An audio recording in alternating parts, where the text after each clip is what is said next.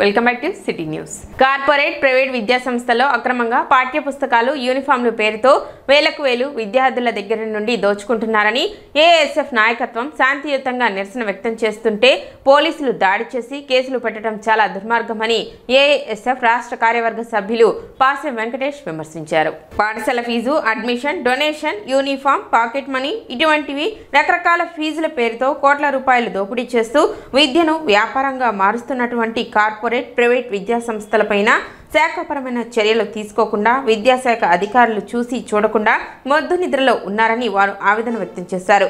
Police వ్యవస్థ అత్యుత్సాహంతో ASF నాయకత్వంపై ప్రత్యక్షంగా దాడి చేసి నాయకులకు గాయాలై రక్తం చిందిస్తున్నా సరే ఎటువంటి ఫస్ట్ ఎయిడ్ కూడా చేయకుండా మార్చవరం పిఎస్కి తరలించడం జరిగిందని తెలిపారు. ప్రజాస్వామ్యంలో ఇలాంటివి జరగడం చాలా దుర్మార్గపు చర్య అని వారు అన్నారు.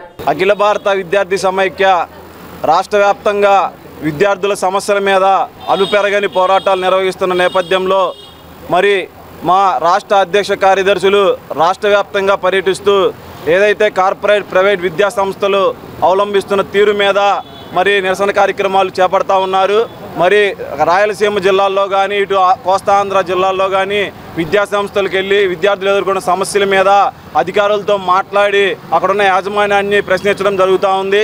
అందులో భాగంగా ఈరోజు విజయవాడ శ్రీ చైతన్య కళాశాలలో మెయిన్ కళాశాలలో మరి ఏఐఎస్ఎఫ్ రాష్ట్ర వ్యాప్తంగా చేసిన కార్యక్రమాల దృష్ట్యా రాష్ట్ర కమిటీ మరి రాష్ట్ర నాయకత్వం మరి ఈరోజు వెళ్ళి అక్కడ విద్యార్థులు ఏదైతే అధిక ఫీజులకి అమ్ముతా ఉన్నారో పుస్తకాలని, అదేవిధంగా అక్రమ అడ్మిషన్లు నిర్వహించి విద్యార్థులను మానసికంగా ఇబ్బంది పెడతా ఉన్నారో ప్రశ్నించే క్రమంలో మాట్లాడుతూ ఉంటే ఈ కార్పొరేట్ కబంధ హస్తాల్లో ఇరుక్కుపోయి ఇబ్బంది పడుతున్న విద్యార్థుల పక్షాన ఏఎస్ఎఫ్ పోరాడుతూ ఉంటే మరి శ్రీ చైతన్య కళాశాలలో పోలీసులను పిలిపించి శాంతియుతంగా నిరసన వ్యక్తం చేస్తున్న ఏఎస్ఎఫ్ నాయకుల మీదకి మరి వదలటం జరిగింది. అక్కడికి వచ్చినటువంటి పోలీస్ వ్యవస్థ మరి అత్యుత్సాహం ప్రదర్శించి ఏఎస్ఎఫ్ నాయకుల మీద శాంతియుతంగా నిరసన జరుపుతున్న ఏఎస్ఎఫ్ నాయకుల మీద దాడికి దిగడం జరుగుతూ ఉంది. ఏదైతే ఒక రౌడీ షీటర్లతో ఒక రౌడీలతో ఒక దొంగలతో ప్రవర్తిస్తున్నట్టుగా పీజీలు డిగ్రీలు చదువుకొని విద్యార్థి సమస్యల మీద పోరాడుతూ ఉన్నటువంటి విద్యార్థి నాయకుల మీద అమానుషంగా ప్రవర్తించడం చాలా దారుణమైనటువంటి విషయం. దీని మీద ఏఎస్ఎఫ్ రాష్ట్ర వ్యాప్తంగా శ్రీ చైతన్య కళాశాల దగ్గర ఆందోళన చేపడతా ఉన్నాం. ఈ కార్యక్రమంలో మాజీ ఏఎస్ఎఫ్ నాయకులు మద్దినేని కిరణ్ బాబు, ఏఎస్ఎఫ్ గుంటూరు జిల్లా అధ్యక్షుడు గండు శివ, తెనాలి నియోజకవర్గ కోశాధికారి పన్నెకంటి శోభిత్, ఉపాధ్యక్షులు పవన్, ఏఎస్ఎఫ్ నాయకులు బాలాజీ, అజయ్, చైతన్య, ఆకాష్, లోకేష్, జయకృష్ణ, పొట్లు, మణి, దుర్గా, యశ్వంత్, సంజయ్ తదితరులు పాల్గొన్నారు. ఏఐఎస్ఎఫ్ ఆధ్వర్యంలో ఏదైతే కార్పొరేట్ వ్యవస్థలు అక్షరాలను లక్షల రూపాయలుగా ఈరోజు రోడ్ల మీద తీసుకొచ్చి తల్లిదండ్రులకు అమ్ముతా ఉందో దాన్ని ఖండించే విధంగా ఏఐఎస్ఎఫ్ ఒక వినూతమైన నిరసన కార్యక్రమాలు శాంతియుతంగా చేస్తున్న విజయవాడ నగరంలో ఈరోజు రాష్ట్ర అధ్యక్ష కార్యదర్శులను పోలీసులు వారిపై దాడి చేయడం తెనాలి ఏఐఎస్ఎఫ్గా ఖండిస్తూ ఉన్నాం. వారి మీద పెట్టిన కేసులను వెంటనే తీసివేయాలా, వాళ్ళని విడుదల చేయాలా, లేని పక్షాన తెనాలిలో కానివ్వండి, గుంటూరు జిల్లాలో కానివ్వండి, ఎక్కడైతే శ్రీ చైతన్య కళాశాలలు ఉన్నాయో ప్రత్యక్షంగా వెళ్ళి మేము దాడికి కూడా దిగుతామని చెప్తా ఉన్నాం. మేము లాఠీలకు తోటాలకు భయపడే వాళ్ళం కాదు. విద్యార్థుల సమస్యల మీద మేము పోరాడుతూ ఉంటే ఈరోజు రోడ్ల మీద ఆకతాయితనంగా తిరిగే ఒక దొంగలు, ఒక రౌడీ షీటర్ల మాదిరిగా ఈరోజు పోలీస్ వ్యవస్థలు విద్యార్థులను చూస్తున్నారంటే ఈ కూటమి ప్రభుత్వం విద్యా వ్యవస్థలో పూర్తి వైఫల్యం చెందింది అని చెప్పి ఈ సందర్భంగా మేము తెలియజేస్తూ ఉన్నాం. ఈరోజు ఎన్నో హామీలు ఇచ్చి ఒక్కడు కూడా నెరవేర్చకుండా మేము అన్నీ పూర్తి చేశామని చెప్పి పేపర్ స్టేట్మెంట్లు ఇచ్చుకుంటా మీరు ఏసీ రూమ్లో కూర్చుంటే రోడ్ల మీద విద్యార్థులు పడుతున్న కష్టాలు మీకు తెలియదని చెప్పి మేము సందర్భంగా తెలియజేస్తూ ఉన్నాం. ఈరోజు మీరు రోడ్ల మీదకి వచ్చి ఏదైతే మేము ప్రత్యక్షంగా చూస్తూ ఉన్నాం, 8వ క్లాస్ చదువుకునే విద్యార్థికి 23,000 రూపాయలు ఫీజు, 23,000 రూపాయలు బుక్స్ కొనటం అంటే ఎంత దారుణమైన వ్యవస్థలో మనం చదువుకుంటున్నామని చెప్పి ఒకసారి ఆలోచించాల్సిందిగా పనిచేస్తూ ఉన్నాం. అఖిల భారత విద్యార్థి సమైక్య ఏఐఎస్ఎఫ్ ఆధ్వర్యంలో ఈరోజు గుంటూరు నగరంలో ఉన్న బందర్ రోడ్లో ఉన్న శ్రీ చైతన్య కళాశాల ఎదుట శాంతియుతంగా ధర్నా చేస్తుంటే ఏదైతే విజయవాడ నగర పోలీసులు ఉన్నారో వాళ్ళు వచ్చి ఒక రౌడీల మాదిరి ఏఎస్ఎఫ్ విద్యార్థులపై దాడి చేయటం చాలా బాధాకరం. ఈ దాడిని మేము తీవ్రంగా వ్యతిరేకిస్తున్నాం. మేము నారా లోకేష్ గారిని ఒకటే అడుగుతా ఉన్నాం, మీరు తల్లికి వందనం పేరుతో 13,000 ఇస్తే అదే 13,000 ఈ శ్రీ చైతన్య విద్యా సంస్థల్లో బుక్స్ కొనడానికి కూడా సరిపోవట్లేదని చెబుతున్నాం. ఈ బుక్స్ దోపిడీని అరికట్టే విధంగా నడుచుకోకపోతే తక్షణమే మేము గుంటూరు జిల్లాలో ఉన్న అన్ని శ్రీ చైతన్య విద్యా సంస్థల వద్ద నిరసన కార్యక్రమం చేపడతామని హెచ్చరిస్తూ ఉన్నాం. విద్యుత్ అదనపు లోడు క్రమబద్ధీకరణకు ప్రభుత్వం జూన్ 30 వరకు అవకాశం కల్పించినట్లు విద్యుత్ ఈఈ చిరంజీవి తెలిపారు. ప్రస్తుతం డెవలప్మెంట్ ఛార్జీలో 50% రాయితీ ఇస్తుందని, గృహ వినియోగదారులకు దీనిపై అవగాహన కల్పించడం జరిగిందని, అదనపు లోడు అవసరమైన సంబంధిత రుసుము చెల్లించి సర్వీసు క్రమబద్ధీకరించుకోవాలని చిరంజీవి సూచించారు. మన ఎడిషనల్ లోడ్ క్రమబద్ధీకరణని గత 4-5 నెలల నుంచి మేము చేస్తున్నాము. వినియోగదారుల్లో కూడా చాలా అవేర్నెస్ క్రియేట్ చేశాము.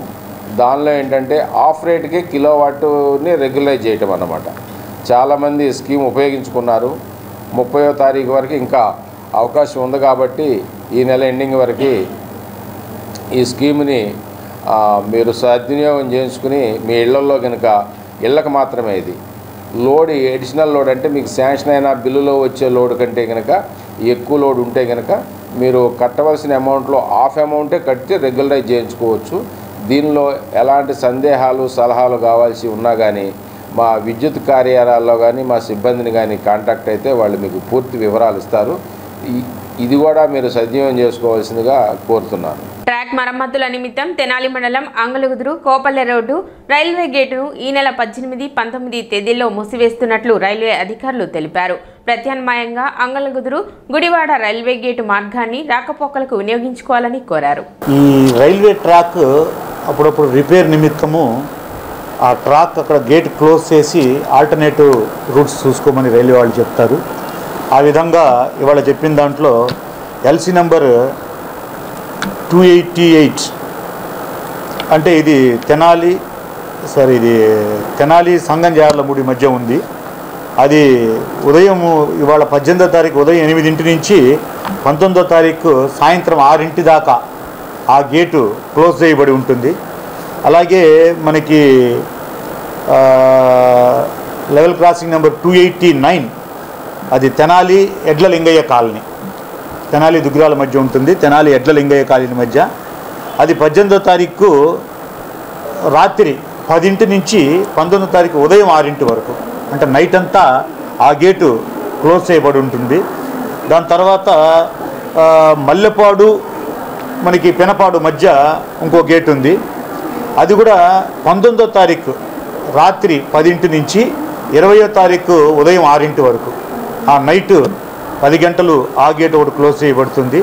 దాని తర్వాత ఎల్సీ నెంబర్ 287 అది కూడా మల్లెపాడు పెనపాడు మధ్య కనెక్టింగ్. అది అంటే ఈ గేటు ఉన్నప్పుడు మెడ్రాస్ గేట్ వాడాలా, మెడ్రాస్ గేట్ లేనప్పుడు ఇది వాడుకోవాలనేసి మా రైల్వే తరఫున విజ్ఞప్తి. అది ఈ 287 మల్లెపాడు పెనపాడు కనెక్టింగ్ కూడా 21వ తారీఖు ఉదయం 8 నుంచి సాయంత్రం 6 దాకా ఆ గేటు క్లోజ్ చేయబడి ఉంటుంది. సో ప్రయాణికులు కలిగిన రోడ్ యూజర్స్ కలిగిన అసౌకర్యానికి మేము చింతన ప్రకటిస్తూ ఆల్టర్నేటివ్ రూట్స్ ఎన్నుకోవాల్సిందిగా కోరుతున్నాము. పెండింగ్ లో ఉన్న బాధిత మహిళల ఫిర్యాదులు పరిష్కరించేందుకు నేషనల్ మహిళా కమిషన్ సభ్యురాలు డాక్టర్ అర్చనా ముజుబ్దార్ జెడ్పీలో మహిళా జన్ సున్వాయి కార్యక్రమం నిర్వహించారు. జిల్లా పరిషత్ సమావేశ మందిరంలో జరిగిన మహిళా జన్ సున్వాయి కార్యక్రమంలో నేషనల్ మహిళా కమిషన్ సభ్యురాలు డాక్టర్ అర్చనా ముజుబ్దార్, రాష్ట్ర మహిళా కమిషన్ చైర్పర్సన్ రాయపాటి శైలజ పాల్గొన్నారు. ఈ సందర్భంగా వారు మీడియాతో మాట్లాడుతూ దేశవ్యాప్తంగా మహిళా కమిషన్ కు పలు ఫిర్యాదులు వచ్చాయని చెప్పారు. అవి సత్వరమే పరిష్కరించేందుకు మహిళా జన్ సున్వాయి కార్యక్రమం చేపట్టామని వెల్లడించారు. 2024లో రాష్ట్రంలో మహిళలకు సంబంధించిన 60 కేసులు పెండింగ్ లో ఉన్నాయని తెలిపారు. స్థానిక పోలీసులు సరైన సెషన్లు పెట్టక రాజకీయ ఒత్తిళ్లు కారణంగా కేసులు పెండింగ్ లో ఉన్నాయని అన్నారు. కొన్ని కేసులు అరెస్టులు కూడా చేయలేదని చెప్పారు. ఈ కేసుల్లో ఎక్కువగా గృహహింస, సైబర్ నేరాలు, అత్యాచారం కేసులు నమోదయ్యాయన్నారు. బయటకు రాలేని బాధిత మహిళల సమస్యలను వర్చువల్ విధానంలో పరిష్కరిస్తామని చెప్పారు. గత మహిళా కమిషన్ రాజధాని మహిళా రైతులను కలిసేందుకు కూడా ఇష్టపడలేదని విమర్శించారు. బాధిత మహిళలకు న్యాయం చేసే వరకు మహిళా కమిషన్ అండగా ఉంటుందని భరోసా ఇచ్చారు. ఈ కార్యక్రమంలో పోలీసు అధికారులు, బాధిత మహిళలు పాల్గొన్నారు. They have initiated a Jan Sunwai because we have several complaints since few years from different districts of Andhra Pradesh, from which we have selected 60 cases of the year 2024 and 25, and few more walk-in cases also has been selected for hearing today. Along with the investigating officers, nodal officers, our DALSA advocates, State Commission chairperson and other social welfare, everyone interested, the case will be given hearing, and accordingly the recommendations and other part will be done and the case will be solved. This is 7 districts have already selected for this because districts are too far. All victims are not possible. It is not possible for them to attend physically. Few of them will be joining virtually. 5 years ఆ government ఉన్నప్పుడే మనం వెళ్ళటం జరిగింది, కానీ అప్పుడు న్యాయం జరగలేదు. అందరం కూడా చూసాం. అక్కడి నుంచి ఎవరో వచ్చినా కూడా అప్పుడు విక్టిమ్స్ ఎవరైతే ఉన్నారో రైతులు విక్టిమ్స్ వాళ్ళ మాటలు కూడా వినలేదు. జస్ట్ అఫీషియల్స్తో మాట్లాడి వెళ్ళిపోయారు. కనీసం రైతుల్ని శిబిరాల దగ్గర విజిట్ చేయమన్నా కూడా రెఫ్యూజ్ చేశారు, కార్ దిగమని చెప్పి. సో డెఫినెట్లీ అవి ఇప్పుడు రీసెంట్గా ఏదైతే జరుగుతున్నాయో ఒక 3-4 రోజుల నుంచి ఏదైతే అంటున్నారో వాళ్ళని అవి కూడా ఆల్రెడీ మేడంకి మెన్షన్ చేశాము. ఆ ఇష్యూస్ నిన్న కూడా అడిగితే చెప్పారు, అది ఆల్రెడీ సుమోటోగా తీసుకున్నాము. ముఖ్యంగా మహిళలు మానం మీద అనే మాట అది చాలా తప్పుడు మాట. తిండి లేకుండా ఉంటారు, డబ్బులు లేకుండా ఉంటారు, చదువు లేకుండా ఉండగలరు, కానీ ఇలాంటి అవమానం అనేది ఏ మహిళ భరించలేదు. అది తప్పు. సో తప్పకుండా దాని మీద కూడా మేము యాక్షన్ తీసుకుంటాం అని చెప్పారు. అవన్నీ కూడా ఇప్పుడు ఏదైతే పాత కంప్లైంట్స్ ఉన్నాయో అవన్నీ కూడా ఇప్పుడు మేము కొంచెం రీఓపెన్ చేయించి కమిషన్ నుంచి న్యాయం జరిగేలాగా చూస్తాం. మాజీ ముఖ్యమంత్రి జగన్ పర్యటనలో కాన్వాయ్ వాహనం ఢీకొని వెంగళాయపాలెంకు చెందిన వ్యక్తి చనిపోవడంతో పోలీసులు కేసు నమోదు చేశారు. జిల్లా ఎస్పీ కార్యాలయంలో జరిగిన మీడియా సమావేశంలో Guntur range IG Sarvashreshtha Tripathi, SP Satish Kumar పాల్గొన్నారు. ఈ సందర్భంగా ఎస్పీ మాట్లాడుతూ మాజీ ముఖ్యమంత్రి వైఎస్ జగన్ రెంటపాళ్ల పర్యటన సందర్భంగా ఏటుకూరు రోడ్లో వెంగళాయపాలెంకు చెందిన సింగయ్య కారు ఢీకొని మృతి చెందారని చెప్పారు. నిర్లక్ష్యంగా వాహనం నడిపిన వారిపై కేసు నమోదు చేశామని చెప్పారు. ముందు 15 మీటర్స్ లో అడ్వాన్స్ వెహికల్ వచ్చాయి, Tata safari white colour AP26 CE0001. ఆ వెహికల్ రాగా క్రౌడ్ ఉండగా ఈ వ్యక్తి ఏంటంటే దానిపైన పువ్వులు జరగడానికి వచ్చేసి పడిపోయారు. మన చెల్లి సింగయ్య అని చెప్పేసి ప్లంబరింగ్ వర్క్ చేస్తుంటారు, వెంగళాయపాలెం నల్లపాలెంస్ ఉన్న వ్యక్తి ఇంజురీ అయ్యారు. అక్కడ ఇంజురీ అయిన తర్వాత కూడా అక్కడ ఏమి వెహికల్స్ ఆగకుండా వెళ్ళిపోయిన తర్వాత మన పోలీస్ ASI రాజశేఖర్ అక్కడ ఎవరు హైవే పెట్రోల్ చేస్తారో వాళ్ళు హాస్పిటల్కి తీసుకొని వెళ్ళి అడ్మిట్ చేయడం జరిగింది.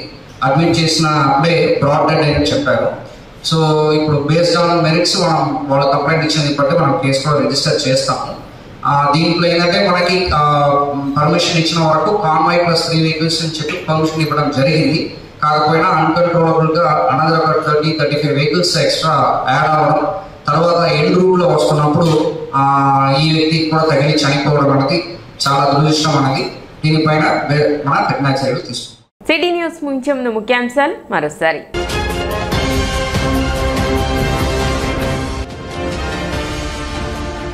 నరేంద్రదేవ్ కాలనీలో జెండా చెట్టు ఏర్పాటు చేయవద్దంటూ నిరసన తెలిపిన కాలనీ వాసులు.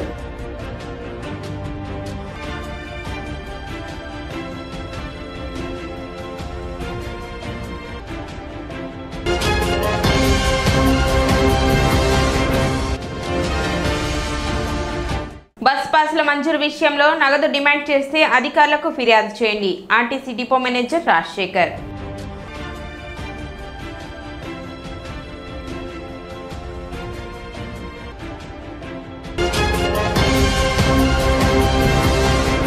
సిటీ న్యూస్ ఇంతటితో సమాప్తం. నమస్కారం.